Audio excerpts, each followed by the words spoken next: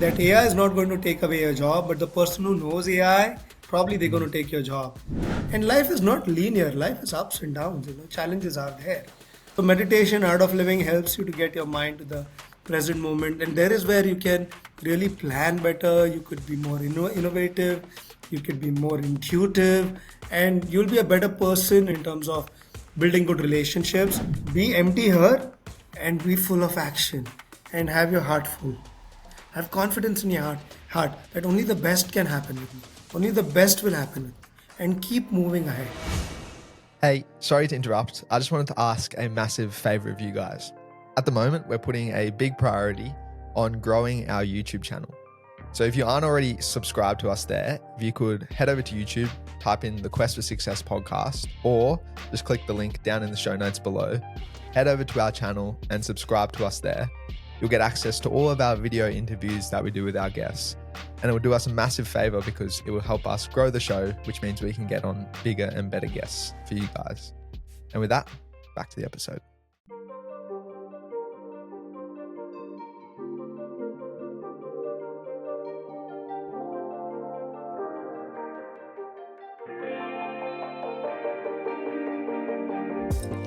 All right, welcome back to the Quest for Success podcast, and thanks so much for tuning in once again.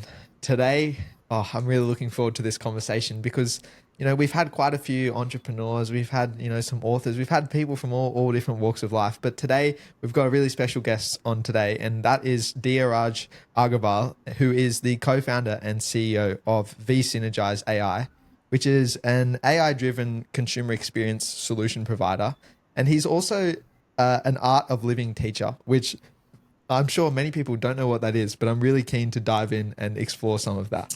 So I went to a Harvard Business School to study business. And while I was there, I had the privilege of meeting Dheerajj, and I got to learn to meditate. And that's something that you never expected going to business school and learn. And I'm so excited today having a chat with Dheerajj and just to understand his business as well as more into controlling your mind and what we learned together at the Harvard Business School. So thank you so much, Dheerajj, joining us today. I think it's my privilege and honor, and I'm very, very grateful that you guys have me. Jam, it's always a pleasure speaking to you, and Dylan, great to meet you. So Dheerajj, this conversation is all about success. And so we need to start with something very fundamental. And that is, what does success actually mean to you? So success is, I think, defining for me is like, material success as well as success in life. Material success is okay, you have the best of everything in the world, and obviously you need to aspire to do that. But that cannot only be the milestone or the measurement of success in life, I think. If that was the case, then all the super rich people would have been very happy and not. And we know that there's so much depression at all levels and also all levels of the society. So success means an undying smile, a confidence that no one can take away from you, and believing in yourself that wherever you stand today or tomorrow, you can rebuild it again. And having the compassion, having the generosity, being able to smile despite the challenges of life. I think that's what I've learned as success to be. That's amazing. That's really a very holistic definition of success, which I really like. And I suppose for us to understand the man who's sitting in front of us today, we really need to go back to your early context and understand a bit about how you were shaped. So can you take us through your early life and how you think it's shaped who you've become today? Absolutely. Thank you so much for that question. I've really faced challenges throughout my life, and especially in my early days. I was not, I was a good student. Then I turned out to be a not very good student. Then I got back on track. So I had a lot of challenges during my teen years. I got into wrong company. Not that I did wrong things, but I was not so focused in studies. But then I took a gap, and then I came back to studies, and then I topped the university. And, then I went to the US, did my master's over there. But there's always some fear in my life that, what's going to happen. The fear of unknown was always very prevalent in my mind. At the same time, I always knew that I'm an entrepreneur. I believe in creating jobs. I need to do that. So I got a opportunity to do an internship in US India Business Council during my master's. And they said, hey, we can't pay you because we don't pay interns. and I was a student. I was living off, working on campus and paying my own bills. So like, okay, it's okay. Don't pay me, but give me an opportunity that can really shape me as an entrepreneur. That can really give me the next wave that I can ride upon. And they're like, okay, come over. And there is where I got to meet a lot of people. There was a lot of delegation, industry delegations that came upon. I met with people. I understood that offshoring and IT is the new wave that India is going to catch up upon. And then I started a company in the US as a student on campus. I started networking, going to conferences which were very expensive.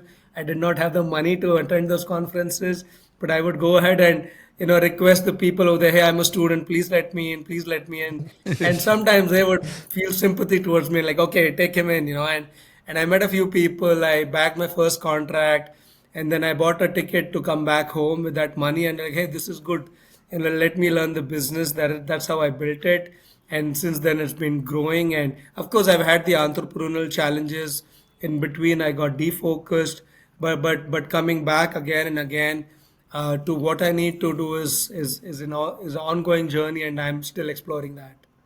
Yeah. So, Dheerajj, you went your journey very fast, but I want to go a little bit back. And so, your parents, are they coming from any entrepreneurial background, or like, can you take us to the very early childhood? Yeah, so sorry for rushing through. No, no, that's all right. So yeah, my dad is a small entrepreneur, but he had his challenges in terms of finances. There was some debt at home, and his business was not doing so well. So those were some fears that had caught up to me during the early days. Okay. So, did you learn anything from your dad's business, what he was doing, and you thought, well, I might do it better, or I might do it differently?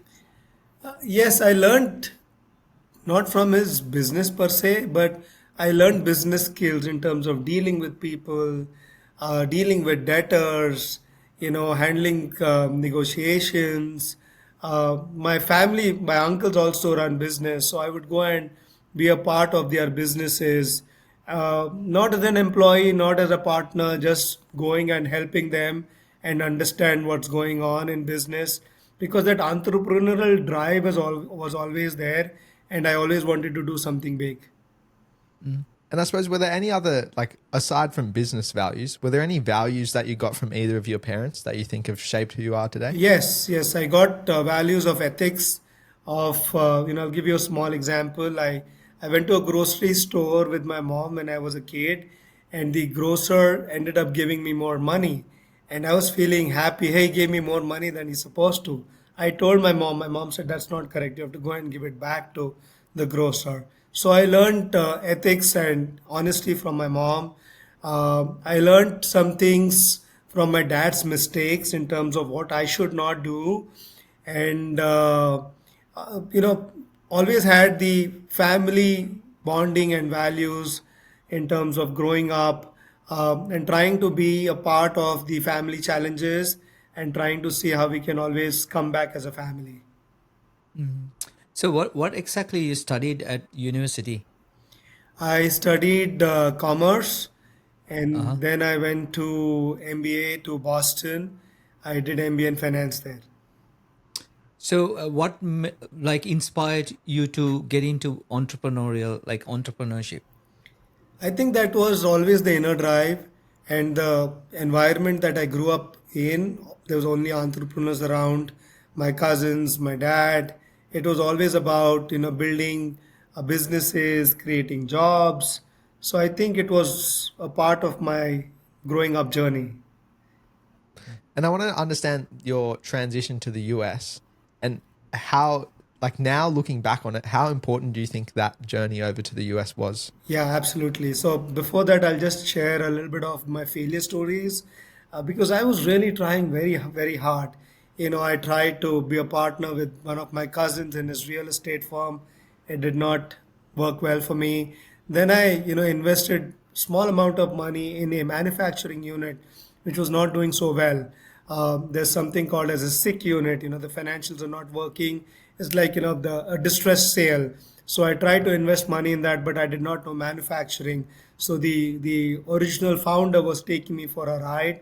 I did lose some money over there, but like now what do I do? What are the options? And like let me go to the US and try to figure out something over there. Let me see if I can do an executive management program or an MBA and see what I can learn from there. So I think coming to the US was bringing a paradigm shift in my life. Was like the turning point, and that really helped me learn more, improve my perspectives, broaden my vision, and I always had strong values. So I believe in what my guru says. He says, broaden your vision and deepen your roots. So I had deep roots, but the US gave me a broader vision. And what was that kind of time in the US like for you? Because I imagine, coming from, a small town, and India's like, I suppose its entrepreneurial spirit was still awakening, whereas in the US it was, quite advanced. What was that like for you? So, I took a student loan to pay for my MBA, and it was definitely challenging. But I never thought that hey, I'm gonna settle for a job. It was always about being an entrepreneur. What can I take back? That was one thing my dad told me before I went to the US.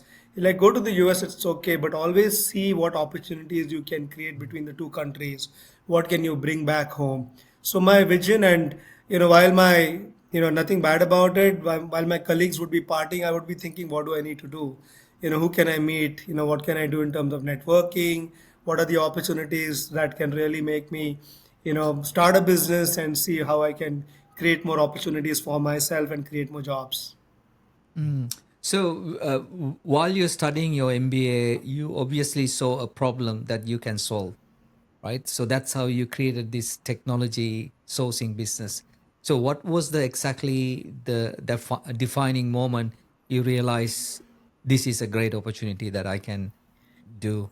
Yeah, so I used to think, like, and that is what is happening now. I think I've been blessed with a vision, but sometimes I've been a little ahead of my time, and that is also not done so well, because the vision and the timing should go hand in hand. That's what I believe, and I realized from my experiences of the past. Talking about the first opportunity, is like when I networked and I got my first client. Trust me, Jam, I did not know how to build the client.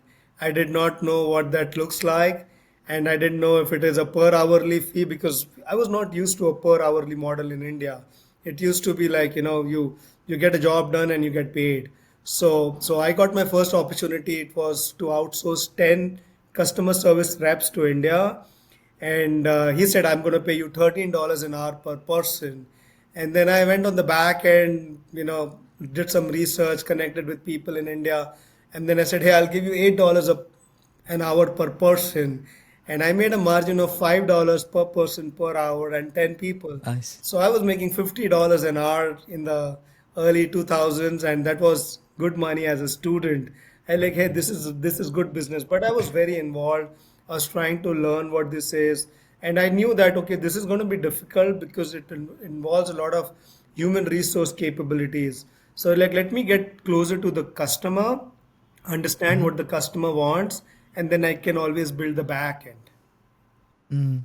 So what was that early, moment like? So I mean, you are in US, and then you have to find people in India.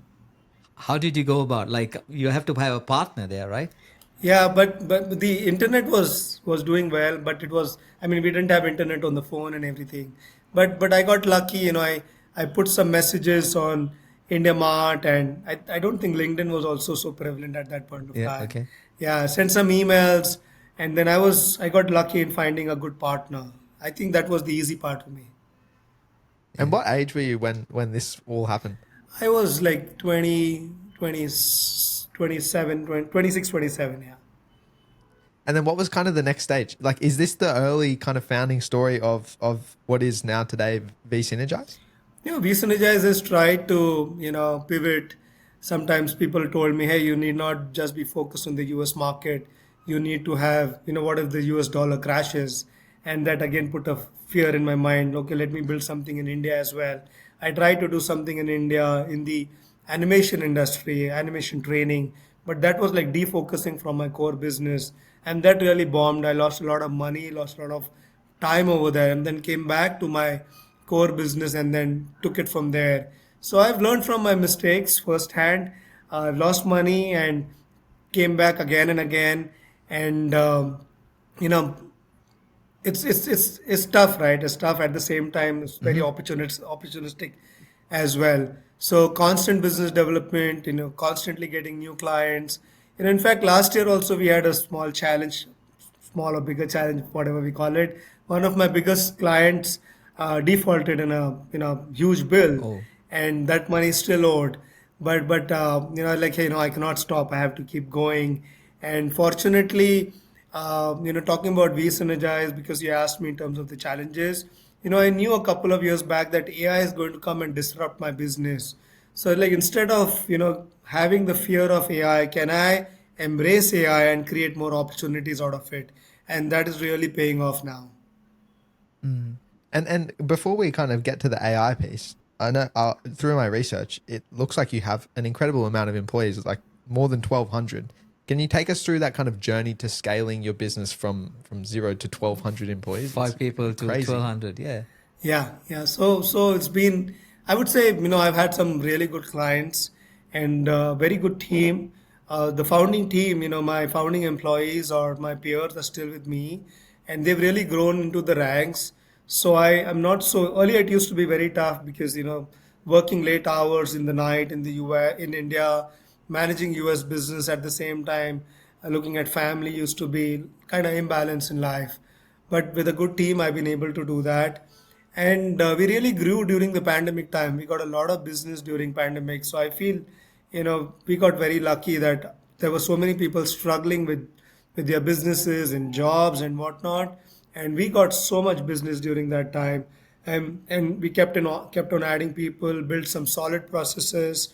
We have a lot of good domain expertise. We know the business really well, and now we're really looking to grow it further on from here. So, Dheeraj, you were in US initially when you started the business, but then did you come back to India, and how did you manage that relationship with initial US customers? Yes, yes. Yeah, I did come back to India, but there was a lot of travel. Every alternate month or every 2 months, I would travel to the US and stay there and come back. But it was definitely not easy. So we tried to build teams in the US, but that did not work out. And they were like really expensive salaries at that point Yeah. of time. We could not afford those at that point of time. But because of our deliverables, our clients stuck to us, and a lot of our clients grew and made us what we are today. But it was not so easy. But now we are able to really manage it because I mean the world has become a smaller place because of technology, and now it is seamless, Yeah, right? yeah. So, tell us a bit more about your business. Like, so your business is more, you said that you needed some resources for call centers. Apart from that, what are the services that you provided? Yeah, so we purely started with inbound customer service for telecom companies, satellite companies, wireless companies in the US, and they would also want us to do some outbound sales. So we also build, some expertise and people around outbound calling, outbound outreach, prospecting, lead generation, and then we started getting a lot of orders from Fortune companies as well for their content syndication, for their lead generation, for the appointment setting. And that was really doing well until pandemic. But post pandemic, people were not at their desks. And so getting in touch with people over the phones was getting more and more difficult. So we again pivoted back and started focusing towards customer experience, customer service. So talking about our core business, it is inbound customer service. We do a lot of inbound tech support. Of course, we have an omni-channel approach, and with technology now, some people have the accents as a mental block in their mind. So now there is technology which converts accents real time into US accents. So sometimes, as and when needed, we use that. So the core business still revolves around creating a superior customer experience and creating data points for maximizing revenue. And I want to go now to your shift to AI adoption, What was that first like early sign that you saw that made you think, yeah, we need to get on board this AI train? So I think because of my meditation, I have some, good intuition that there is some change that needs to be done. And I really believe that technology needs to evolve every 5 years, but now with AI it could be 5 weeks also. So a couple of years back, like what can I do? So we used to do quality control of all the calls. So someone would listen to all the calls that were recorded, and then they would do manual scoring and like let me see what we can do in terms of automation.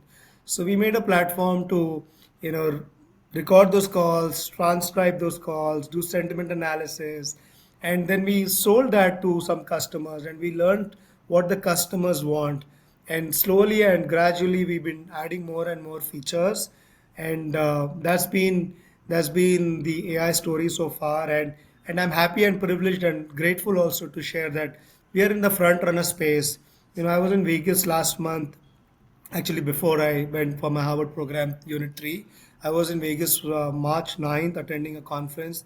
And I realized that we are really out there in terms of being a front runner in the space. And whatever I was thinking was not like I was sometimes I used to think, am I hallucinating? Am I really, making sense? Is this what the future is like? Of course, not everything is right, but a lot of the shots that I took and what are the decisions that I made is already showing up and people appreciating that. So that's how the AI journey has been, and I think it's still a journey because there are Mm-hmm. innovations every week, and we try to keep abreast in terms of what's going on and what can we implement to keep improving our CX. And I've read that you are a leader in empathetic AI, and I want to hear from you. What do you think? What does empathetic AI actually mean to you? So I really feel that AI is not going to work in isolation.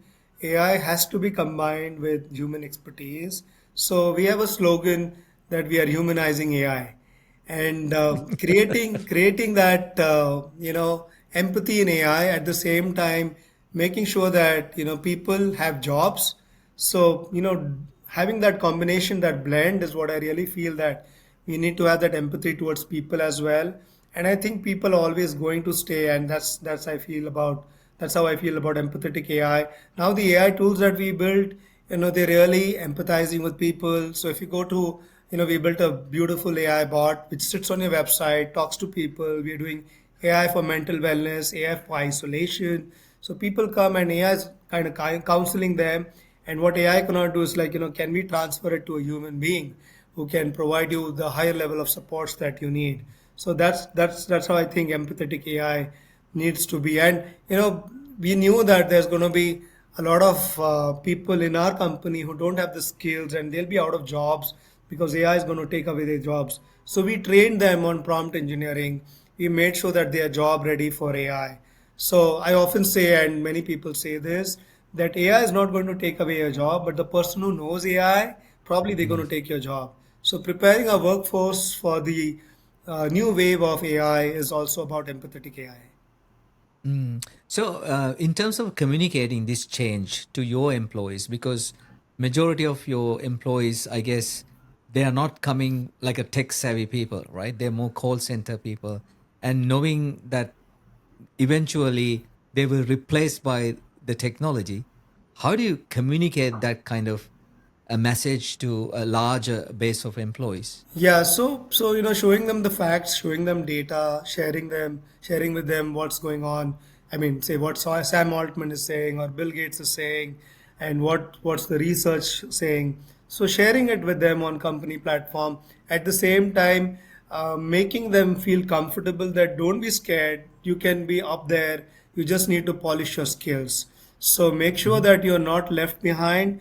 You need to upgrade yourself. You need to polish your skills, and we can all run the race together and win this race as well. Do you think you've been successful doing that? Like, Some people have not believed because they're like, hey, yeah. we don't want to, we are very, I mean, a lot of employees cannot even take the risk sometimes, right? They have their families to take care of. So they're like, happy in their Yep. conventional jobs. So they like wait and watch. Some of them have been like, okay, what he's saying makes sense. So it's been a mixed response. Some people have been like, okay, let's do it, and some people have be like, no, can I look for something else, and can I do continue to do whatever I'm doing? So it's not Mm. easy. At the same It's time, challenging. it's a shared mixed response that I've been getting. Mm. And there's another side of you which I think we really need to talk about to understand the whole Dheerajj, and that is your meditation practice and being an art of living teacher. I want to understand first of all, what does art of living actually mean? Art of living means creating happy people, removing stresses from their life, showing people that there is something beyond than material success. Showing people, telling people that you can be materially successful, at the same time, you can also be happy. So there is no trade off between happiness and material success. It's not essential that if you're an entrepreneur or you need to make money or whatever you need to do, that you have to live a stressed life. Art of living is also understanding that stress is a part of life, but it gives you the tools to remove that stress on a daily life or daily basis. Staying healthy and happy is what art of living is. Yeah. So, Dheeraj, when did you actually discover this art of living? It's a very funny story, Jam. I was a non-believer in this.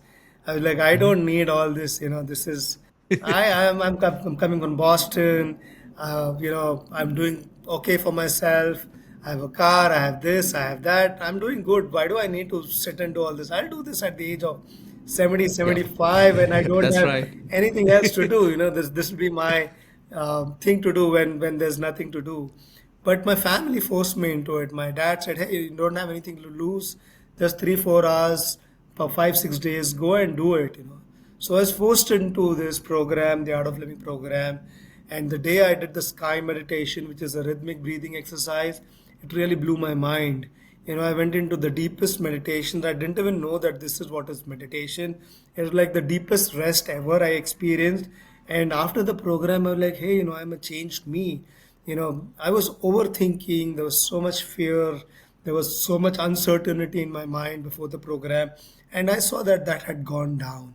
And then with a little bit of practices, I started seeing that I'm much more relaxed, and I'm not working 14 hours, but I'm at this, maybe I'm working 10 hours, 8 hours, but I'm achieving maybe more. So I found myself to be more efficient, more balanced.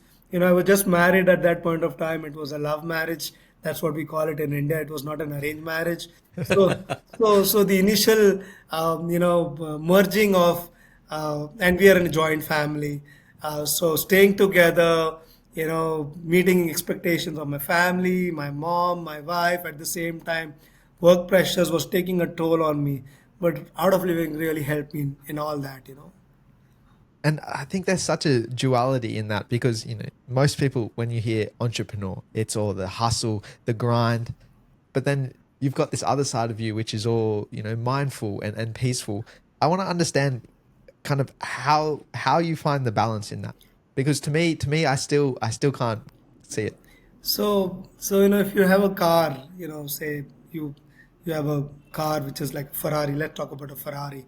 Okay, you have a Ferrari and that's like your favorite car, and you want to go for a drive. But before you're gonna sit in the car, the driver tells you, "Hey, you can go, but there are no brakes in the car."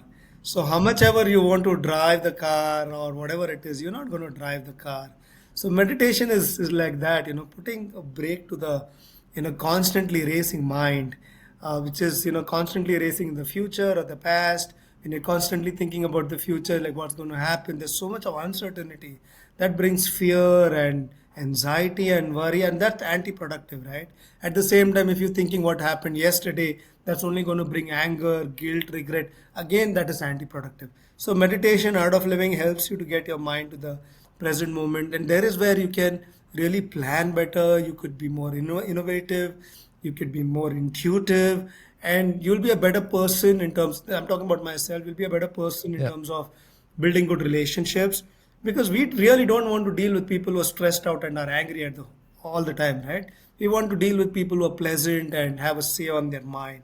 So art of living helps me do that. So I really feel it's no two sides, they complement each other. And because of mindfulness, meditation, I'm able to do my work also better. I'm more productive and more efficient. Mm. Yeah, I can understand that having a mindfulness is always work, but in a high pressure environment, right? Your clients, you said that something happened, like, you have to, more than proactive, you have to be reactive, right? You have to go and fix problems. And how do you handle that kind of a situation? Like, So I made a commitment to myself, Jam. Come out May, I'm going to meditate at least 2 to 3 times a day. 20 minutes, it's okay. wow. So that's my commitment, and that really helps me a lot. Like I said, last year was very challenging for me. And anyone else, I don't want to boast about this. Anyone else would have been in my position. Maybe they would have, given up or something. But the inner strength that gets invoked because of meditation. And I think as entrepreneurs, we really need to be resilient and very, very strong. We need to have that inner strength. And that is what helps me respond to situations rather than react to situations.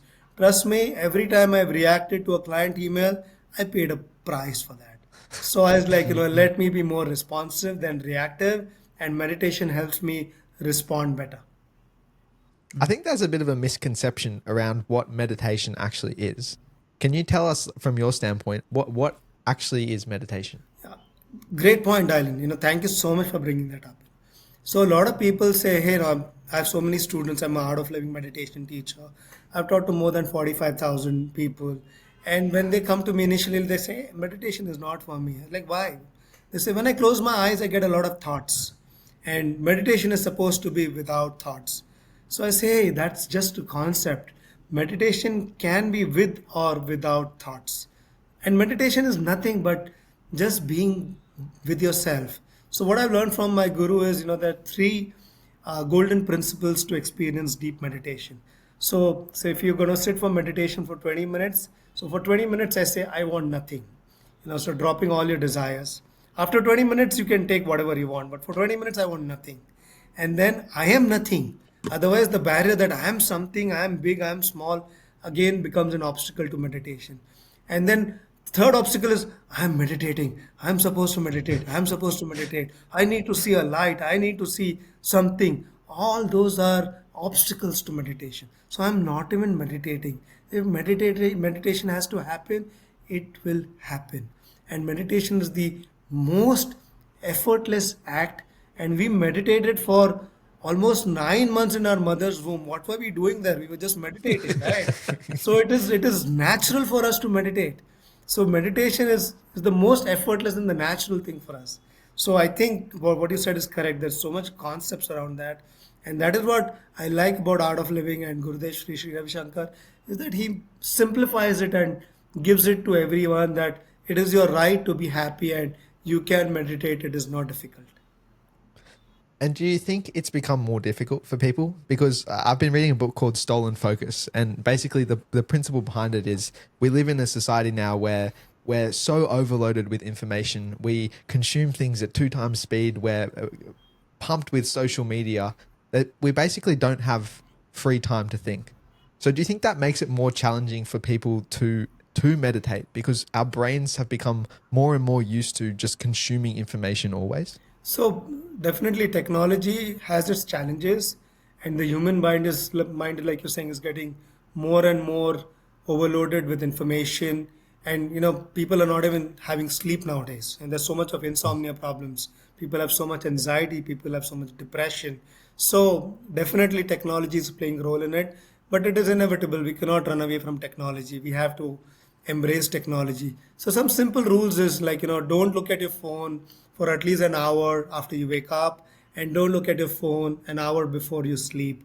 And then there are so many meditation apps. So what we teach is the sky meditation. So using your breath to effortlessly going into meditation. So, you cannot handle the mind at the level of the mind. You cannot say, I'm going to meditate and tell your mind, hey, let me focus. Because the nature of the mind is to do the opposite of what you say. If you say, I want to look here, the mind is going to say, no, I'm going to go there. If you Yep. close your eyes and say, I don't know, look at a red monkey, the mind is only going to show you pictures of a red monkey. So the That's mind is true. going to resist whatever you persist. So you need to trick the mind, you need to fool the mind. And that skill is yoga, that skill is meditation. And that's what we teach in the Art of Living, Sky meditation programs, and it becomes so effort. So you use your breath. The breath is the bridge between the body and the and the mind. So you use your breath. So some rhythmic breathing, some breathing exercises, and some simple mantras can really take you into the deepest and most profound states of your own being. And on that point, it's it's so easy nowadays to just get overwhelmed by things. And if people just have 2 to 5 minutes, what are some of the exercises that you're speaking about? Can you share some of those with us so listeners when they Shall, feel overwhelmed? shall we do a Yeah, we can meditation do Yeah, that if session you're too? okay. Yeah, we absolutely. yeah, Yeah, let's do yeah. it. Oh, Sure. love to. Yeah, let's do it. Lovely, This is the lovely. first time, something first time. I'm so Yeah, excited. I'm so maybe excited. for 2, 3 minutes. Yeah, 2, 3 minutes we can do. Ideally, it should be like 15, 20 minutes, but we can have a Yeah, compressed Yeah. yeah. version. Yeah. So, Give us a yeah, bit of a example so people can understand. yeah, sure. So, before you sit for meditation, it's good to remove the restlessness in the body. So, a little bit of, shaking your hands, your neck, your shoulders. There's so much of sedentary lifestyle. They say Yeah. sedentary is the new smoking, right? So, you can get up, move your shoulders, you know, move your neck up, down, back, right, left, and then we can do some simple breathing exercise. And this is really nice. This is the alternate breathing exercise, and this just balances the right and the left hemisphere of the brain in just a few minutes. So you take your right thumb and gently put it on your right nostril, and second last finger on the left nostril, and middle two fingers in between the eyebrows. Gently press the right and inhale from the left. Press the left and exhale from the right. Inhale from the right, exhale from the left. Inhale from the left, exhale from the right. Continue doing this. Alternate breathing exercise.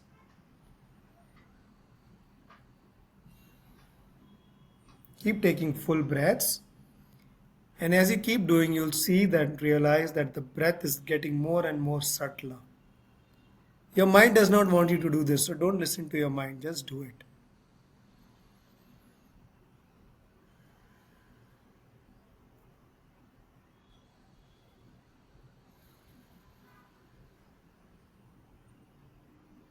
Continue.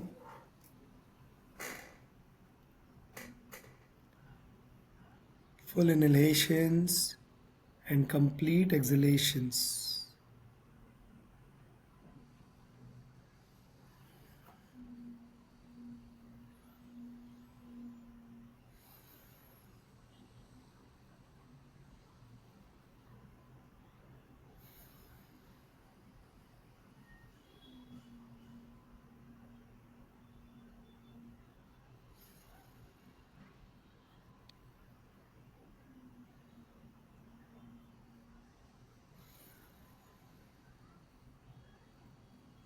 A few more rounds.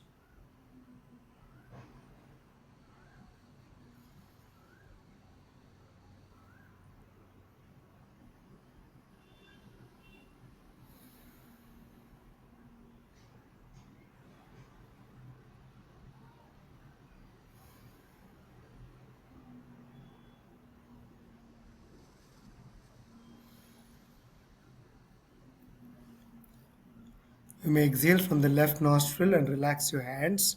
Keep your eyes closed.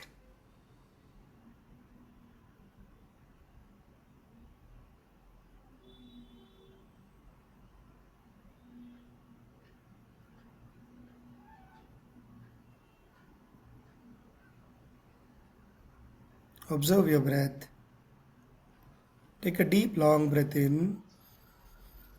Hold the breath and slowly breathe out. Let go. Incoming breath energizes the body. Outgoing breath relaxes the body. Become aware of this phenomenon.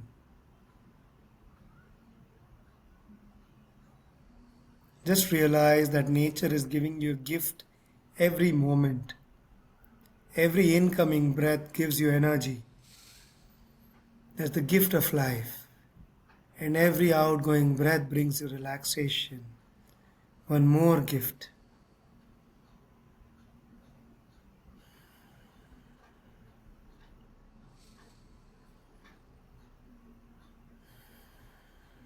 Keep taking deep, long breaths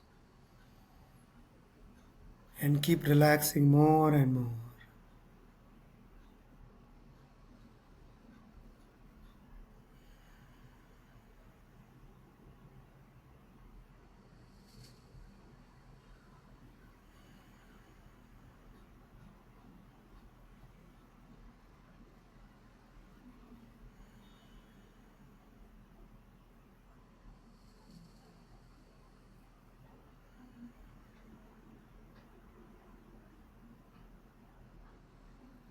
With a smile, breathe in, breathe out with a bigger smile. Become aware of your surroundings and environment. Breathe in with a big smile and let go with a bigger smile.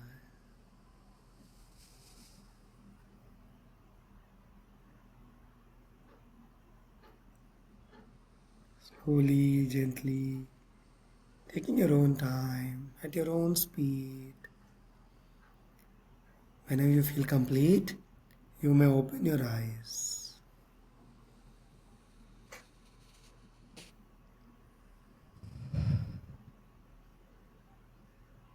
Ah, Amazing. that was really good. Oh, Well, that's I feel like, yeah, we're in a different place altogether. That first breathing technique was something I'd never done before, but it's really good because you're focused on doing the sides that you don't really have time to think about anything else. yeah, yeah. And that is really helpful. Say if you're going into a meeting or an interview or a podcast, just a few minutes of that can really, get you very focused. And all the secrets are in the breath. The breath tells you what to do, when to eat, when to sleep, when to drink water, but we don't pay attention on the breath. That is the Mm. challenge that humanity is facing. We're learning great things about AI, but we're forgetting things about breathing. To be honest, I feel like we are in a different place altogether after the session. So, Dheerajj, how important in your personal opinion, having that the mind, right, controlling mind to any business leader? So I would say meditation today is not a luxury, it has become a necessity. Every entrepreneur is facing all sort of challenges. We are all human beings, we are all vulnerable, we all have our emotions, we all have our ups and downs. No matter what people are showing on the face of it, but inside there is a small child, right? There is some Absolutely. innocence, there are emotions, and sometimes we are not able to handle the emotions. And life is not linear, life is ups and downs. Challenges are there. There are opportunities and challenges at the same time. So I feel that if you cannot manage your mind, you cannot manage your business, you cannot manage your life, you cannot manage your relationships. And if your health is not good, your relationships are not good, that's going to show up in your decisions in life. That's going to show up in your business decisions, and that's going to affect your business. So I think as an entrepreneur, it is extremely critical that we remain mentally sane so that we can make the right decisions and take right action, because there's so much of dependency on of people on us, our employees. There's so much things that we're doing, our customers, and we cannot afford to take wrong decisions. Not that I'm saying every decision will be correct, but at least we should attempt to make the right decisions by being mentally sane. Mm, that's very very true. Yeah. So I just wanted to understand a bit more about the art of living, right? That's an organization, right? And can you please take us through a little bit more? Yeah. And then also want to understand about your teacher that you highly regarded and you always talked about. Yeah, yeah, sure. So, Art of Living is a non-governmental, non-profit organization founded by global humanitarian Gurudev Sri Sri Ravi Shankar. He started the organization with a sinking school, which had 180 schools, and the school was abandoned. So he said, I'm going to take responsibility of that school. And that is how the Art of Living started. And today, the organization is in more than 180 countries. That one school has become more than 1,200 free schools in India, giving free education to more than 110,000 kids, really underprivileged first generation literates. And the vision and mission of Gurudev and the Art of Living is creating a stress free, violence free society. And he says, I want to put a smile to every face. And he says, I want to share what I have. So I have a smile, I need to share that with the world. So Art of Living is all about being happy and spreading happiness. Amazing. And I want to link that back to what you do at your organization. I know you have quite a big interest in social impact as well. Can you walk us through some of the things that you're doing on the social impact front? Yes. So we adopted a lot of these children, and whatever earnings we have, a good percentage goes towards the free schools and the Art of Living projects. We also made a very beautiful meditation hall in the heart of the city here, so that people come and meditate. There are salons, there are beauty parlors, there are gyms. We need to have more happiness centers. There are Absolutely. clubs. We need to have happiness clubs, Yeah. right? So I feel, Yeah. it's our organization has taken the responsibility of building happiness centers, happiness clubs, and our goal is, can we start educating 100,000 kids every year? Their midday meals, their uniforms, their books, their yearly education. Can we support the Art of Living Gift a Smile movement and start, providing, making a difference in 100,000 children every year? I think education is the biggest gift that we can give to the next generation, and education with values is what Art of Living is doing. So I really believe in the movement because I've seen a change in myself. The students have come to me, and people around me, and when I go on the ground and I meet these kids, they're like so enthusiastic. They really want to learn, they really want to do something. They want to be a scientist, they want to send a rocket to the moon. They have so many high dreams. So can we as an organization facilitate that? So we made that a mission of our life. So where are you at the moment? Uh, How many children are we're you doing supporting? we last year we did 5,000, and Amazing. yeah, now our goal is to get to at least Yeah. 100,000. So I think that's one of the good things business does. It Yeah. gives me the power, empowers me to share with the society, and I think that's a good use of money. I think money should be used for good health, comfort of your family, and share it with the society. Yeah, that's amazing. So how long you been with this the Art of Living organization? And now it's been 21 years, and those 21 years have gone like this. It's amazing. Wow. And then you're teaching, you mentioned like 40,000 plus students. Yeah. How that work? So I thought I could never be a teacher. It's like I didn't have confidence, but that's the beauty of Gurudev. He's like he told, no, you can be, just be. So I became a teacher. Last 17 years I've been teaching, and it's been the most rewarding and most beautiful time when someone comes depressed on the first day of the program. Not that only depressed people come, the happy people also come. Some student who's had a breakup or not done so well in his studies, or who's not got a job, or is struggling financially, having suicidal tendencies, they come, they sit with you 3, 4, 5 days, 2, 3 hours a day. They do some breathing exercise and they meditate with you. And on the third and fourth day, they say, "Hey, I'm ready to help people." So the transformation I see in these in these programs is, first day people come saying, "I need help," and third, fourth day they become so strong. They're like, "I'm ready to serve the society." So I like, this is magic. It's like I need to do this more and more. So every month, I make it a point that wherever I go, I make people meditate. I teach people the Sky Meditation program, because I think it is what I have is my responsibility to share it with people.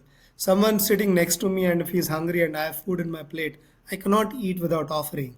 I have to Yeah. share. So if I have happiness, if I have joy, as a human being, it is my ethical and moral responsibility to share it with the world. And the world takes it or not is their choice, but at least I have to make it available.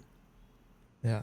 And you mentioned early on that you're kind of merging the two of these philosophies, like AI and also this mindfulness and kind of humanization element. Can you walk us through kind of what you're doing in that space? Yeah, so we have a wellness company, and we have plugged an AI over there. So youth is coming, talking to the AI, and we're getting all the data. I think if we can scale it up, we can really understand. There's so much of isolation. Mm. People don't have people to talk. They're so hooked on to social media. You see four people of a family in a car, all four are on their phones. So I feel Yeah. it is a funny world. People are sitting on the dining table, not talking to each other, but sending WhatsApp messages to each other on the same dining table. And like, where are we going? It's like, well, like, can Yeah. AI be used to at least reduce those problems, counsel people, and then try to show them, hey, go do some yoga, do some meditation, be with nature, do this, do that, some counseling. So we are attempting to bring AI into mental wellness. And I want to know, because it seems like you have an incredibly like well-rounded view on the world and the future. What do you think are the highest leverage opportunities for, let's say, young people today to take to get to that kind of happy and successful life? So, the good thing today is, the new generation, the way I'm looking at them, they're not so materialistic. They are like, it Mm. is surprising that they have a holistic view. They're talking about nature, they're talking about, being eco-friendly. So that awareness level which was missing like 10, 15 years back is all of a sudden come up. So I'm happy to see that. But if we can show them the path that, give them the confidence. At the same time, I would say they're also very vulnerable. They're also very non-resilient in terms of emotions. They feel that, entitled. They feel happiness is, of course they're entitled to it, but they feel a lot of entitlement to a lot of things. And when things don't go their way, they feel very depressed. Depression is being used as a very fab word. Hey, I'm depressed. 20 years back, people will, you depressed? Really? What happened? But it's become so common in today's discussion that I'm feeling depressed.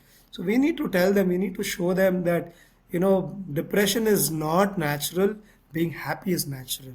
Depression is nothing but going away from yourself, and coming back to yourself is the most simplest and easiest thing.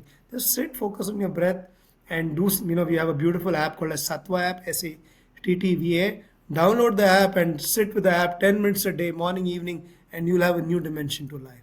Life is much bigger, much broader than the smaller successes of life. Life has a lot of value. Life is very precious. I think that is what the new generation needs to know.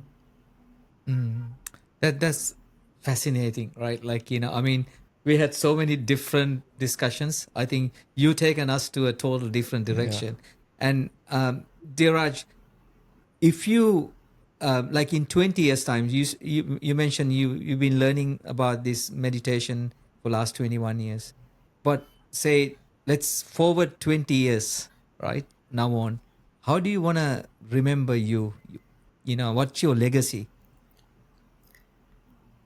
I want to make an impact in the world. I want to really carry on the light of knowledge to as many people as I can. Make more and more people happy. I think that's the purpose of my life. I really want to spread more and more happiness, educate more and more people, and share whatever I have as much as I can.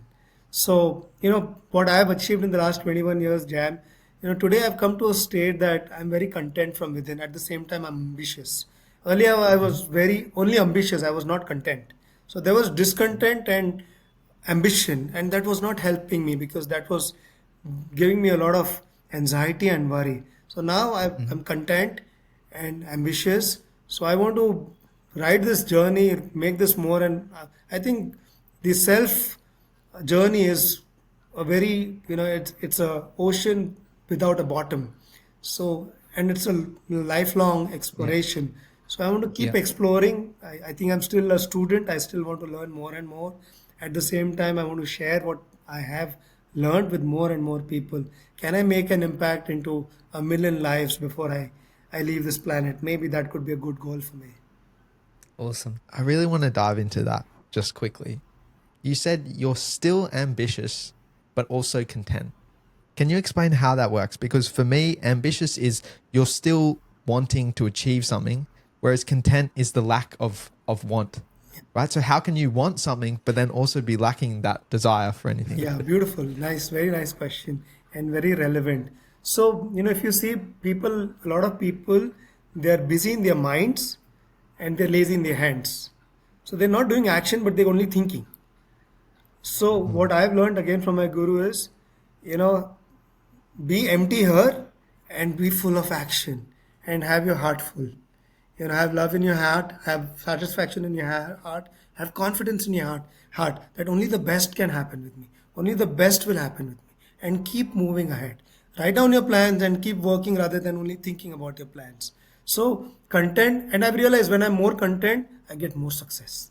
When I'm more feverish, success runs away from you because the mind is also a magnet. You attract what you are. So when you're practicing gratitude, contentment, at the same time you have your plans and you're working hard for those plans, success is bound to come. So the confidence is there that it will only be success. And even if things don't go my way, it's okay. There is something better for me because there is a better plan for me. Maybe I'm thinking like this, but there's a bigger plan for me. So can I be with the bigger plan? Because not everything is going to happen per my wish. And that is what, again, coming back to the previous question, today's generation needs to know that life is a combination of successes and failures, pleasant and unpleasant both. Sometimes things will happen your way, sometimes things will not happen your way. That is how life is for everyone. And if we learn to adopt life, we'll be happy and successful. Amazing. And is there any other parting advice that you would give our listeners? Yeah, we were speaking about success. I think success is not having a big bank balance and having a heart disease or a blood pressure or a diabetes or spoiled relationships or you don't make money to pay your hospital bills, right? Or your court cases. I mean, that could be a part of life. I don't want to get into Yep. people's private lives, but what I'm Yeah. trying to say is success is a combination of everything. Good health, good relationships, good bank balance, and a smile on your face, and the confidence to keep moving ahead. Yeah.